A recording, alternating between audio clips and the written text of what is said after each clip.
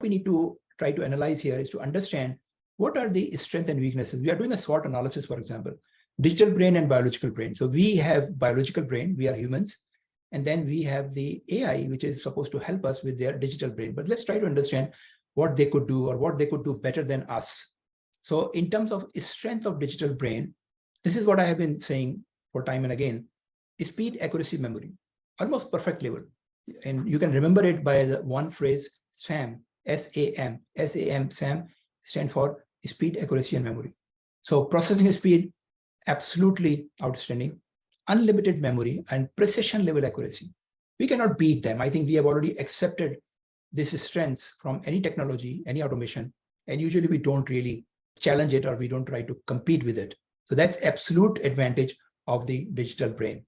Additionally, durability. They don't get tired, they don't have fatigue, they don't need sleep, they don't need vacation time. It could continue indefinitely. That's again a big advantage. And it could be upgraded with software changes, with other advances, you can further upgrade it. So these are the very strong positive point of this digital brain or AI technology. But there are some weaknesses. They don't do a good job on the creativity and intuition. They could do in future. There are very clear indications that in future they would surpass the human intelligence, but at least for the foreseeable future, we can rely on the fact that they have limitations with the creativity and innovation. They also lack emotions. They cannot understand emotions, or they have no idea what empathy is. And again, this could change in future, but for the time being, it looks like they have these clear limitations. Low adaptability. They cannot change from situation to situation. If they have been programmed in a certain way, it will go that way. And again, it could change by the deep learning or machine learning to some extent. But again, it is not at advanced at that level that we can say that they have the skills of adaptability.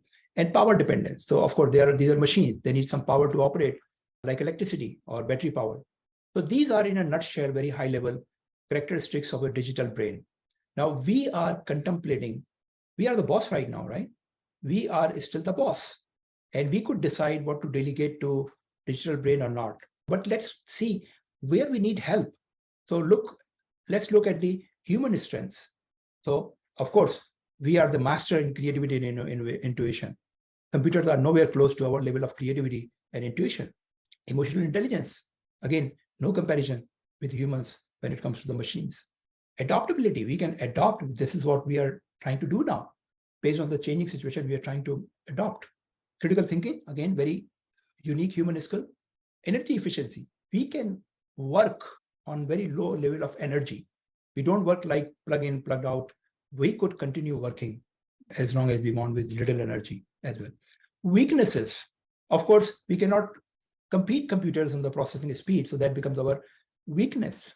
We have memory limitation, despite our brain work very well with emotional intelligence, creativity, intuition, adaptability, critical thinking, but we still have lack of memory. It is not perfect.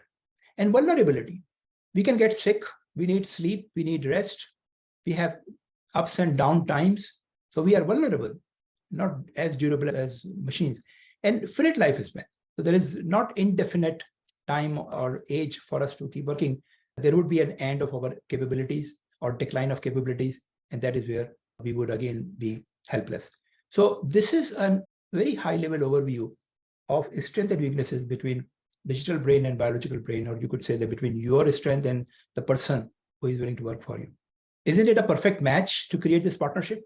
So you let digital brain do all the work on their strength. Let them do the work. They could do better here. And we do all the work we do here, right? They will take care of our weaknesses and we'll take care of their weaknesses. Isn't it a perfect partnership? Good news is that yes, we do have those skills inside us. We do have some level of skills, some level of expertise in all those skills, definitely. But are we at the level where we could do our role and let the AI do their role in a perfect combination so we could create the best output? Of course, that is one of the reasons that suddenly there is a talk of soft skills. We always knew that soft skills are important, but we never paid much attention to it because the going was good. If I don't have to really go outside my cube or my workplace, why should I really bother? I feel much more comfortable in my own workspace. I don't want to meet people around in the hallway. You may call myself introvert, but I feel much more comfortable over there. People say that I'm not social, which doesn't bother me because I'm focused on my work. I'm doing my work very passionately, right? See, Maybe you are one of them. There are many people around because you are not pushed to the limits. You are not pushed to become a good social person or a friendly person or help other people or move around the office. Every day you go there for 8 to 10 hours, but you don't bother to meet people outside your own department or your own cube or workplace. I'm not saying everyone, I'm just using the word term you to describe the people who are fit in this category. So let's accept the fact that yes, we do have the potential, but we have not used that potential. We have not developed that potential to a level where it could really benefit us. Now that you have a 50% capacity available, you are thinking about it. What else you could do in that 50% time available to you? Maybe you could develop your storytelling skills. The next time you have to make the presentation, people would be surprised with your capability. Maybe you have to improve your social skills to become a go-to person in your organization, right? Maybe you have to create some ideas to discuss in the next staff meeting. There's a lot of opportunities, right? And now you have time. One of the reasons you did not do that because you were complaining, I'm already overburdened, right? Now you will have time. So what do you want to do with this time?